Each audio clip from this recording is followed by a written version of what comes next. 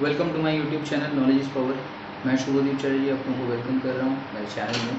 आज हम लोग डेथ ऑफ ए पार्टनर के केस में ये सीखने वाले हैं कि डिसीज पार्टनर के लीगल रिप्रेजेंटेटिव्स को किन किन अमाउंट का पेमेंट किया जाएगा।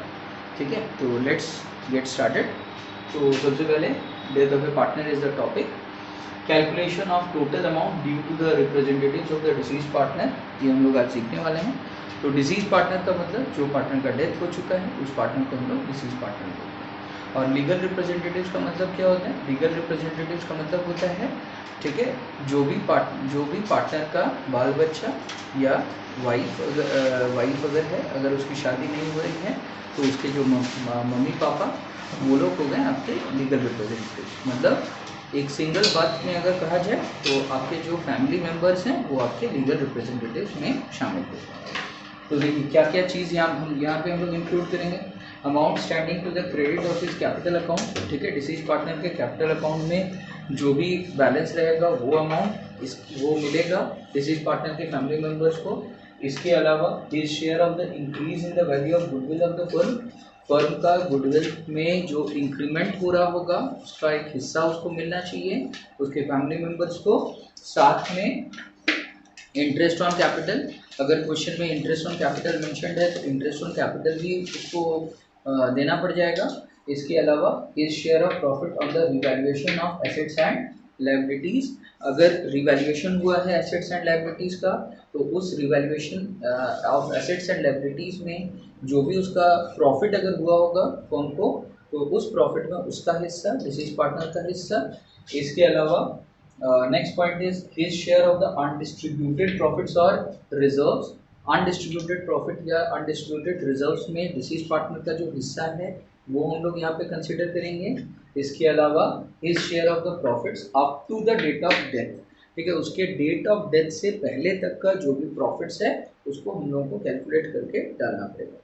इसके लिए आपको अलग से दो मेथड्स हैं, ठीक है, वो हम लोग डिस्कस करेंगे कि कैसे हम लोग profit up to the date of death calculate किया जा सके। इसके अलावा अब देखिए नेक्स्ट हम लोग ये भी डिस्कस कर लेते हैं कि कौन कौन सा अमाउंट इनके अकाउंट से डिडक्ट होगा, डिसीज पार्टनर के कैपिटल अकाउंट से कौन कौन सा अमाउंट डिडक्ट होगा, आइए डिस्कस करते हैं।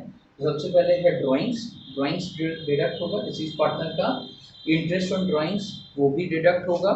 इसके अलावा his share of loss of the firm का लॉसेस में डिसीज पार्टनर का जो हिस्सा है वो भी माइनस होगा। His share of revaluation loss में उसका हिस्सा। इसके अलावा his share of reduction in the value of goodwill अगर रिड्यूस हुआ होगा तो उस रिडक्शन में डिसीज पार्टनर का जो हिस्सा बनता है वो भी यहाँ पे माइनस होगा।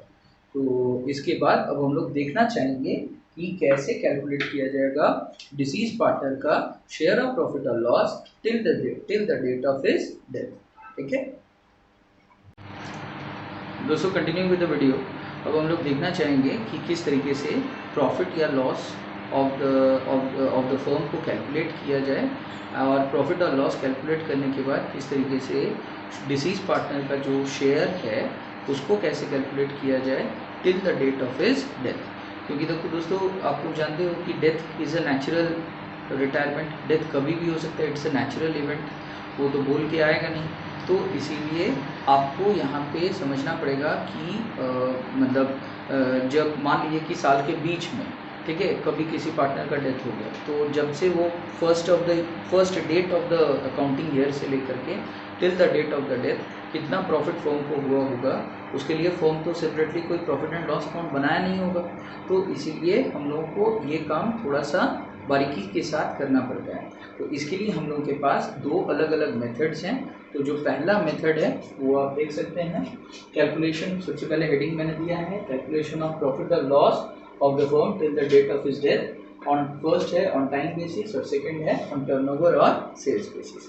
तो दोस्तों एक छोटा सा क्वेश्चन हम लोग अभी सॉल्व करने जा रहे हैं which is illustration number 59 of DK Goyal book. ठीक है, तो उस क्वेश्चन के जरिए ऑन टाइम बेसिस पे कैसे हम लोग कैलकुलेट कर पाएंगे प्रॉफिट या लॉस ऑफ द फर्म को, आइए देखते हैं। तो मैं क्वेश्चन पढ़ करके सुनाऊंगा आपको, इलस्ट्रेशन नंबर 59। दोस्तों मैं रीड करके सुना रहा हूँ क्वेश्चन को। तो इसमें लिखा हुआ है A B and C are partners in a firm whose books are closed on 31st of March each year. A died on 30th June 2018, 30 जून को ए का डेथ हो गया। तो इसका मतलब हम लोगों को प्रॉफिट का कैलकुलेशन करना पड़ेगा, याद रखिएगा 1st ऑफ अप्रैल से लेकर के 30th ऑफ जून तक। तो एंड अकॉर्डिंग टू, उसके बाद लिखा हुआ है A died on 30th June 2018 and according to the agreement the share of profits of deceased partner up to the date of the death is to be calculated on the basis of the average profit of the last 5 years. The net profits for the last 5 years have been 2014 में 14,000, 2015 में 18,000, 2016 में 16,000, 2017 में 10,000 loss और 2018 में 16,000 profit. तो calculate as share of profits up to the date of death and pass necessary journal entries assuming point number A, there is no change in the profit sharing ratio of the remaining partners, and point number B, there is change in the profit sharing ratio of the remaining partners, new ratio being 3:2। तो दोस्तों शुरू करते हैं हम लोग इस question को, let's get started. हाँ दोस्तों, इस क्वेश्चन में आप लोग देख सकते हो कि जो डिसीज पार्टनर है मिस्टर ए, उसका death middle of the year में हो रहा है। तो मिडिल ऑफ द ईयर में हो रहा है। अब प्रॉब्लम हम लोगों के पास क्या हो रहा है कि हम we don't have a profit and loss account for from the start of the accounting year till the date of death. हम लोगों के पास कोई separate profit and loss account है नहीं, तो और नहीं ये बनाना मुनासिब है, पॉसिबल तो है लेकिन थोड़ा सा दिक्कत होगा। तो इसीलिए हम लोगों ने क्या किया है, इस क्वेश्चन को सॉल्व करने के लिए जो हम लोगों को profits for the last 5 years दिया हुआ है उसका एवरेज प्रॉफिट को हम लोग बेस मान लिए हैं। तो फर्स्ट वी हैव कैलकुलेटेड, आप देख सकते हो ऑन टाइम बेसिस कैलकुलेशन हो रहा है। We have calculated the average profit of the last 5 years. तो लास्ट 5 ईयर्स का प्रॉफिट्स था 14,000, 18,000, 16,000, बीच में एक साल लॉस था तो मैंने -10,000 किया और 16,000। तो सभी ईयर्स की जो प्रॉफिट्स हैं उसको मैंने प्लस किया, डिवाइडेड बाई 5 ईयर्स कर दिया। तो 54,000 बाई 5 आंसर आ गया आपका 10,800, 10,800। तो वंस 10,800 आपका आ गया, ये फुल ईयर का लास्ट 5 साल का आपका एवरेज प्रॉफिट है। तो मान के चला जाएगा कि इस साल भी, करंट ईयर जिस साल में डेथ हो रहा है, जिस ईयर में डेथ हो रहा है उस साल भी फर्म एक्सपेक्ट कर रहा है कि उसको 10,800 रुपीज़ का एवरेज प्रॉफिट ही अर्न हो पाएगा। तो हम लोग क्या करेंगे, अब टिल टाइम अब निकालेंगे from the first day of the accounting year till the date of death, that is from 1st April to the 30th June 2018। 3 months के लिए हम लोग निकालेंगे। 3 मंथ्स के लिए प्रॉफिट कितना होगा, अगर पूरे साल के लिए 10,800 रुपया प्रॉफिट है तो 3 महीने के लिए प्रॉफिट कितना हो जाएगा, 10,800 divided by 12 multiplied by 3, that is 2,700। हम लोग एज्यूम करेंगे कि इन 3 महीनों में, दैट इज अप्रैल, मई और जून महीना में, इन 3 महीनों में हम लोगों को प्रॉफिट हुआ है 2,700 रुपीज़। अब ये जो 2700 रुपया का प्रॉफिट हुआ है उसमें डिसीज पार्टनर मिस्टर ए का क्या हिस्सा बनता है, 2,700 into 1/3। Since profit sharing ratio question में अलग से मेंशन नहीं है तो हम लोग मान के चलेंगे कि इक्वल प्रॉफिट शेयरिंग रेशियो है तीनों के बीच में, ए बी और सी के बीच में, इसलिए मैंने 1/3 से मल्टीप्लाई कर दिया तो आंसर मेरा आ गया 900 रुपीज़। ये जो 900 रुपया आया इसको हम लोग क्या करेंगे, इसी के बेसिस पे सारा अकाउंटिंग होगा। अब फर्स्ट वाला केस में आते हैं। तो पहला केस में बोल रहा है कि व्हेन देयर इज, मतलब ये अकाउंटिंग इस तरीके से करो, ये एज्यूम करते हुए कि बी और सी के प्रॉफिट शेयरिंग रेशियो में पहले के मुकाबले में कोई चेंजेस नहीं आ रहा है, यानी कि बी और सी ने गेन नहीं किया। अगर बी और सी गेन नहीं किया होगा तो इन दैट केस जो भी ए को देना पड़ जाएगा वो एक तरह का फर्म के लिए लॉस हो जाएगा और उस लॉस को एक फर्म को डेबिट करना पड़ेगा in the profit and loss suspense account. तो journal entry will be profit and loss suspense account debit to A's capital account credit.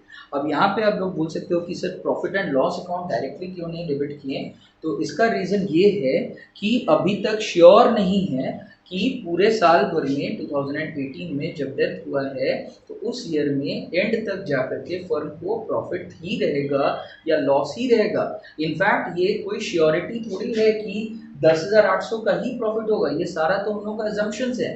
तो whenever the profit amount is not sure ठीक है, we use the term profit and loss suspense account, तो हम लोग use करेंगे profit and loss suspense account debit to A's capital account credit. 900 rupees A के capital account में हम लोग यहाँ पे ट्रांसफर कर देंगे, तो जनरल एंट्री का नरेशन हो जाएगा एज शेयर ऑफ प्रॉफिट। तो ये हो गया हम लोगों का पहला केस। हाँ दोस्तों, अब हम लोग इसको सॉल्व करेंगे सेकंड वाला केस। तो सेकंड वाला केस क्या है, when there is a change in the profit sharing ratio of remaining partners, new ratio being 3:2। तो जब शेयर, इस केस में सबसे पहले हम लोग शेयर गेन का कैलकुलेशन कर लेंगे। तो शेयर गेन क्या हो जाएगा, शेयर गेन का फॉर्मूला होता है new share minus old share.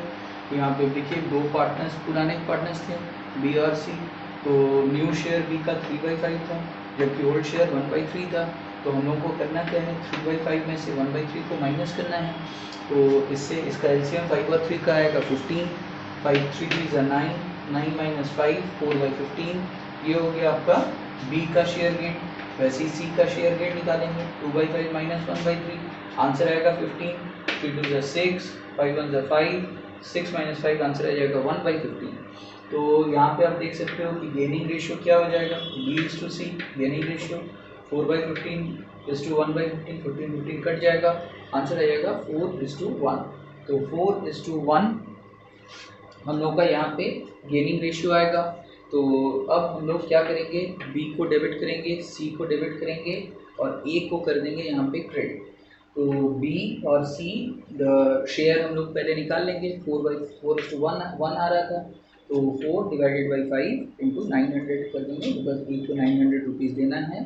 तो बी का हिस्सा आएगा 720 रुपया, सी का हिस्सा आएगा 180 रुपया। That is 1/5 into 900 rupees, that is equal to 180 rupees. अब बी को कर दीजिए आप debit, B capital account debit 720, C को डेबिट कर दीजिए 180 रुपीज़ से। बी और सी के अकाउंट से हम लोग पैसा काट लेंगे और क्रेडिट कर देंगे ए के कैपिटल अकाउंट में 900 rupees, being a share of profit recorded. Thank you. Please like करिए, शेयर करिए और सब्सक्राइब करिए मेरे YouTube channel knowledge is power.